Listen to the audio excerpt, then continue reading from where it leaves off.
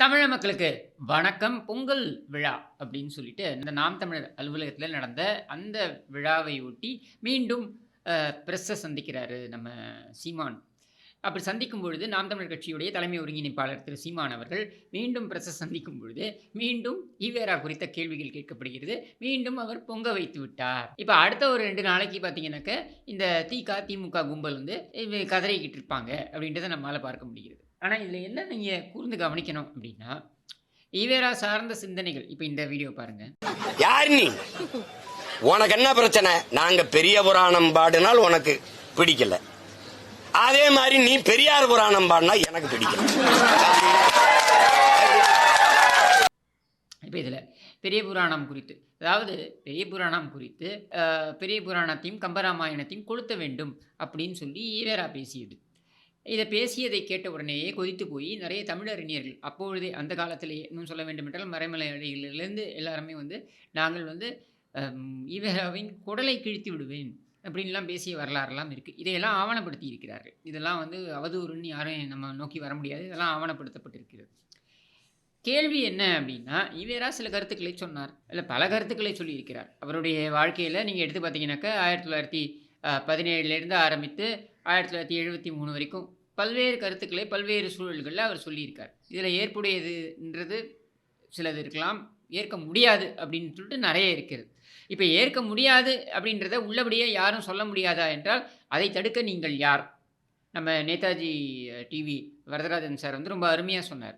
இவரா ஒரு அரசியல் தலைவர், சீமான் ஒரு அரசியல் தலைவர், இருவருக்கும் கருத்து வேறுபாடுகள் இருக்கின்றன.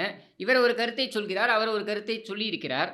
அந்த கருத்தை மறுதலித்து இவர் ஒரு எதிர்வினை ஆற்றுகிறார். இதில் உனக்கு என்ன பிரச்சனை? ஏன் விமர்சனங்களுக்கு அப்பாற்பட்ட தலைவரா ஈவேரா? இப்போ உண்மைக்கு புறம்பான தகவல்கள் எல்லாம் நீங்கள் பரப்பி கொண்டிருக்கிறீர்கள் அப்படின்னா, நீங்கள் அதெல்லாம் செய்யலையா? சரி, நீங்கள் அதெல்லாம் செய்யலையா அப்படின்றது ஒரு நேர்மையான நேரடியான ஒரு பதிலாக இருக்க முடியாதுன்னு வச்சுப்போம். நான் என்ன கேட்குறேன்னாக்க, நீங்கள் அதை பூட்டி வச்சுட்டு இருக்கிறதுனால தானே பிரச்சனை. வீரமணி எதற்காக ஈவேராவின் படைப்புகளை எல்லாம் பூட்டி வைத்திருக்கிறார்? இதை ஏன் பொதுவில் வைக்க மறுக்கிறார்? ஏன் நாட்டுடைமையாக்க மறுக்கிறார் அப்படின்றது கேள்வி. இதற்கு நேரடியான பதில் வந்திருக்கிறதா என்றால் இல்லை. மாறாக கருணாநிதியே என்னிடம் சொல்லிவிட்டார். என்ன சொல்லிவிட்டார்? நீங்கள் வந்து ஈவேராவுடைய கருத்துக்களை வெளியில் விடாமல் இருப்பது தான் நல்லது. இல்லை என்றால் அது வந்து அந்த கவனம் வந்து சிதறடிக்கப்பட்டுவிடும், அது திரித்து வேறு மாதிரி பேசப்பட்டுவிடும் அப்படின்னு சொல்லிட்டு. நீங்கள் அத்தனை விஷயங்களையும் அப்படித்தானே பண்ணிக்கிட்டு இருக்கீங்க. யாராவது ஒரு தகவலை எங்கேயோ ஒரு இடத்துல குறிப்பிட்டிருந்தால் அந்த தகவலை எடுத்து திரித்து அதை வேறு மாதிரியான பரப்புரை அப்படின்றத உங்களுடைய அரசியலாக நீங்கள் செய்து கொண்டிருக்கிறீர்கள். இப்போ அதே அரசியலை மற்றவர்கள் செய்வார்கள் என்று நீங்கள் வந்து அதாவது உங்களை மாதிரியே எல்லாரும் இருப்பாங்கன்னு நினச்சி நீங்கள் அதை சொல்லியிருக்கலாம். ஆனால் நம்முடைய கேள்வி, நீ நாட்டுடைமை ஆக்க வேண்டியது தானே. யாக்கிட்ட இந்த பிரச்சனையே கிடையாது. யார் என்ன பேசினார்கள், எப்பொழுது பேசினார்கள், என்ன சூழலில் பேசினார்கள் அப்படின்றது பொது விவாதத்திற்கு வந்துடுமே. இன்னொன்று நான் திரும்பவும் சொல்கிறேன். இதை வந்து நீங்கள் ஏற்றுக்கிட்டாலும் ஏற்றுக்கலனாலும் இதுதான் உண்மை, நிதர்சனமான யதார்த்த உண்மை. வரலாற்றை முழுவதுமாக படித்தவர்கள் இதை உண்மை என்று ஏற்றுக்கொள்வார்கள். தேர்தல் அரசியலை பொறுத்த வரைக்கும் ஈவேராவுடைய பேச்சு என்பது எடுபட்டது இல்லை. அது எடுபட்டது இல்லை என்று தெரிந்த காரணத்தினால்தான் அவரை ஒரு பொருட்டாகவே காங்கிரஸ் கூட மதித்தது கிடையாது. நான் சொல்கிறது காமராஜர் தலைமையிலான காங்கிரஸ் குடியாத்தத்தில் போட்டியிடுறார். காமராஜர் முதல் முறை போட்டியிட்டதுலேருந்து ஆரம்பித்து அவர் கண்டுக்கிட்டதே கிடையாது. ஈவேராவே போய் தான் அவருடைய ஆதரவை நல்கி இருப்பார். அவர் கண்டுக்கிட்டது கிடையாது.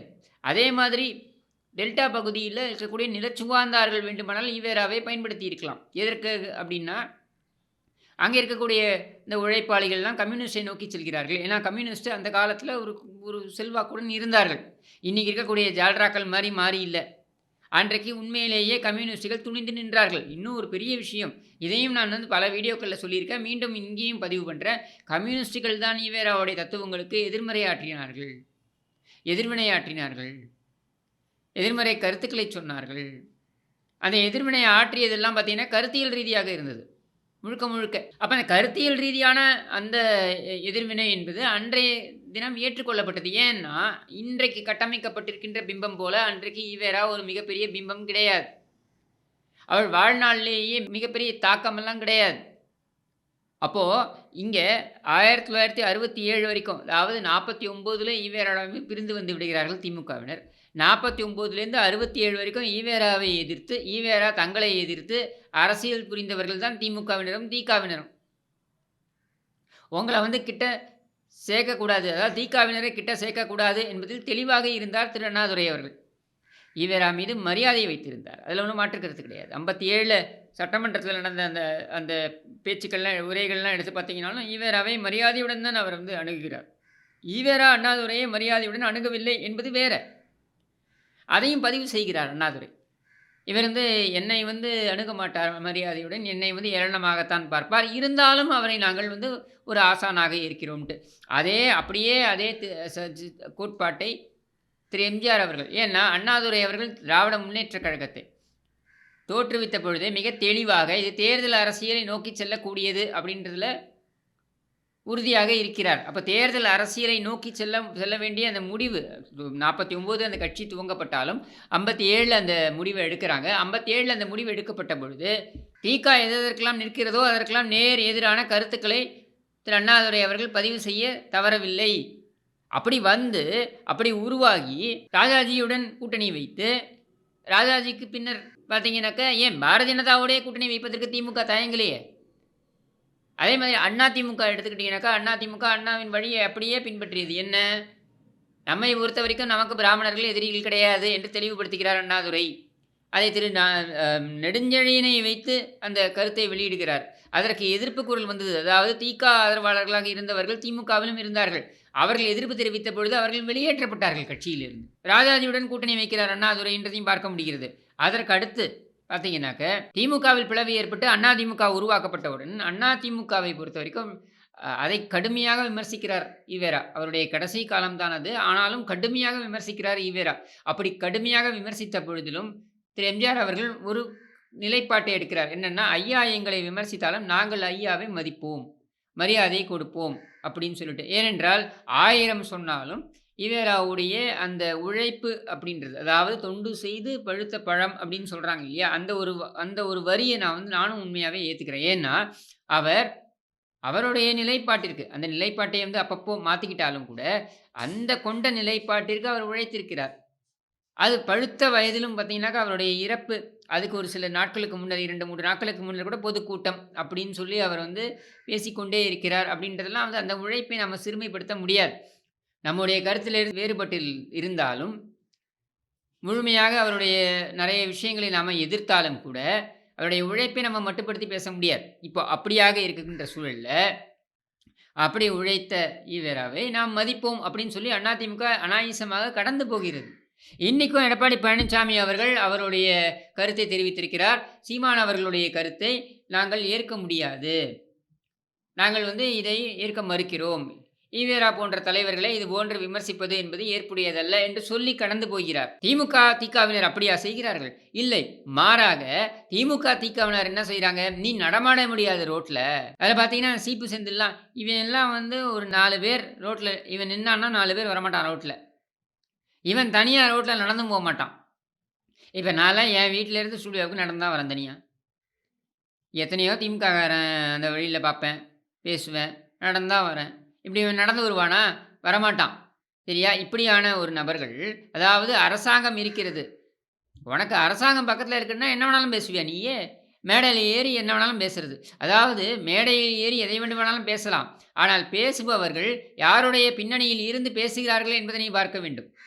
அரசாங்கம் உனக்கு ஆதரவாக இருக்கிறது, காவல்துறை உனக்கு ஆதரவாக இருக்கிறது அப்படின்னா நீ என்ன வேணாலும் பேசலாம்.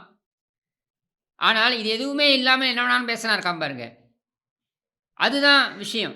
அப்போ அப்படி பார்க்கும் பொழுது நாங்கள் பேசுகிறோம் அப்படின்னா, நாங்கள் அரசாங்கம் எங்களை என்ன நடவடிக்கை வேண்டுமானாலும் எங்கள் மீது எடுக்கலாம், யார் வேண்டுமானாலும் எங்கள் இல்லத்திற்கு வந்து எப்பொழுது வேண்டுமானாலும் அத்துமீறலாம் அப்படின்ற ஒரு அசாதாரணமான சூழல் தான் இன்றைக்கு தமிழகத்தில் இருக்கிறது. அப்படி நாங்கள் பேசுகிறோம். நீ அப்படியா? அங்கே போலீஸை உன் பக்கத்தில் வச்சுக்கிட்டு, அரசாங்கத்தை உன் பக்கத்தில் வச்சுக்கிட்டு, நீ என்ன பேசினாலும் உன் மீது எந்த வழக்கும் பதியப்படாது அப்படின்ற ஒரு நிலையில் மேடையில் ஏறி வீரமாக பேசுகிறதெல்லாம் இதெல்லாம் ஒரு வீரமா? இது ஒரு பெருமையா? இதுக்கு கைத்தட்டுறதுக்கு உனக்கு 4 அல்லக்கைகள் வேறு. அப்போ நாம் கேட்குறது இங்கே என்ன அப்படின்னா, நீ இந்த உதாரணம் எல்லாம் விட்டுருங்க, இந்த உதாரணம் தேர்தலில் எடுபடுமா என்றால் நான் இப்பொழுதும் சொல்கிறேன். ஈவேராவை தூக்கி வைத்து பேசுவதோ, ஈவேராவை தாக்கி பேசுவதோ, இது தேர்தலில் எந்தவித தாக்கத்தையும் ஏற்படுத்தப் போவதில்லை. ஆனால் கேள்வி என்னன்னா, சித்தாந்த ரீதியாக ஒரு சண்டையை, ஒரு போராட்டத்தை முன்னெடுக்க வேண்டும் என்று முடிவெடுத்து விட்ட பின்னர், சீமான் அதை முன்னெடுக்கிறார், சீமான் அதை தாக்குகிறார், சீமான் அதில் முன்னிலைப்படுத்தப்படுகிறார். ஏன் அப்படின்னா, நீங்க தான் திரும்பி திரும்பி சீமான் சீமான் சீமான்னு முக்கியத்துவம் கொடுக்கணும்னு பார்க்குறீங்க. ஏன்னா, அடிப்படை பிரச்சனைகளிலிருந்து திசை திருப்ப வேண்டும் என்பது உங்களது நோக்கம். அதை சீமான் பயன்படுத்திக் கொள்கிறார். இதில் சீமானை நான் தப்பே சொல்ல மாட்டேன். ஏன்னா, உங்கள மாரி கோடிக்கணக்கில செலவு பண்ணி, பென்னுன்னு ஒரு நிறுவனத்தை வைத்துக்கொண்டு, ராபின் சர்மான்னு ஒருத்தனை கூட்டி வச்சுக்கிட்டு, இல்ல சுனில்னு ஒருத்தனை கூட்டி வச்சுக்கிட்டு, அப்படியெல்லாம் பரப்புரை செய்து தங்களை முன்னிறுத்திக் கொள்வதற்கு, அதாவது தாங்கள் உதவாக்கரைகளாக இருந்தாலும், அந்த மாதிரியான எந்த ஏற்பாடுகளும் இல்லாம, ஆனா உங்கள வச்சுக்கிட்டு எப்படி தன்னை விளம்பரப்படுத்திக் கொள்ள வேண்டும் என்கிற அந்த டெக்னிக்கை சீமான் தெரிந்து வைத்திருக்கிறார். உங்கள பயன்படுத்துகிறார். ஆனா நீங்க என்ன நினைக்கிறீங்க? இதை வைத்து நாம அதிமுக அடிப்படையான பிரச்சனைகளை பேசிக் கொண்டிருக்கிறது. அதிலிருந்து மடைமாற்றம் செய்து விட்டோம்னு நீங்களே உங்க ஆறுதல் சொல்லிக்கிறீங்க. இல்ல ஆறுதல் படுத்திக்கிறீங்க. ஆனால் உண்மை அதுவல்ல. இன்னைக்கும் உங்களை ஒரு தெருவாக போய் பார்த்தீர்கள் என்றால், இன்றைக்கும் உங்களை காரி துப்பிக் கொண்டிருக்கிறார்கள் மக்கள். அவருடைய அடிப்படை பிரச்சனைகளை எல்லாம் தீர்க்க இந்த அரசு தவறிவிட்டது. அது அரசு ஊழியர்களாக இருக்கட்டும், அது தூய்மை பணியாளர்களாக இருக்கட்டும், இல்லை பொதுமக்களாக இருக்கட்டும், யாராக இருந்தாலும் அவர்கள் எல்லோருமே உங்கள் மீது மிகப்பெரிய காண்டில் இருக்காங்க அப்படின்றது தான் உண்மை. நீங்கள் இங்கே இருக்கக்கூடிய சோளக்குள பொம்மை, உங்கள் ஸ்டாலின் என்கிற இந்த சோளக்குள பொம்மையை சமாதானப்படுத்துவதற்கும் ஆசுவாசப்படுத்துவதற்கும் நீங்கள் இந்த மாதிரி நாங்கள் சீமானை பற்றி பேசி மடைமாற்றம் செய்து விட்டோம்னு பெருமைப்பட்டுக்கலாம்.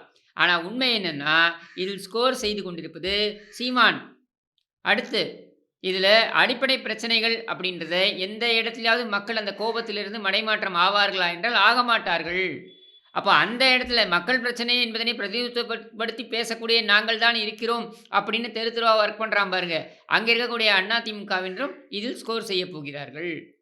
மொத்தத்தில் திமுக இந்த விளம்பர நாடகத்திலேயே அல்லது இந்த மடைமாற்றம் செய்யும் நாடகத்திலேயே இந்த ஆட்சி காலத்தை நடத்திவிடலாம் என்று வென்றால் நினைத்து கொள்ளலாம். ஆனால் இந்த ஆட்சி காலம் முடிந்த பின்னர் இவர்கள் எதிர்க்கட்சி வரிசையில் கூட இருக்க மாட்டார்கள் என்று நான் சொல்லக்கூடிய கூற்றுதான் உண்மையாக போகிறது. அதுவரையில் இந்த தர்க்க ரீதியான பேசக்கூடிய, அதாவது சீமான் பேசக்கூடிய விஷயங்களாக இருக்கட்டும், அதை மீடியா எடுத்து பெரிதுபடுத்துவதாக இருக்கட்டும், அல்லது திமுக அதற்கு எதிர்வினையாற்றுகிறேன் என்று ரவுடிகள் போல பேசுவதாக இருக்கட்டும், இந்த என்டர்டெயின்மெண்ட்டை, இந்த பொழுதுபோக்கை நாம் பார்த்து கொண்டிருக்கலாம் என்று கூறி விடைபெறுகிறேன். நன்றி, வணக்கம்.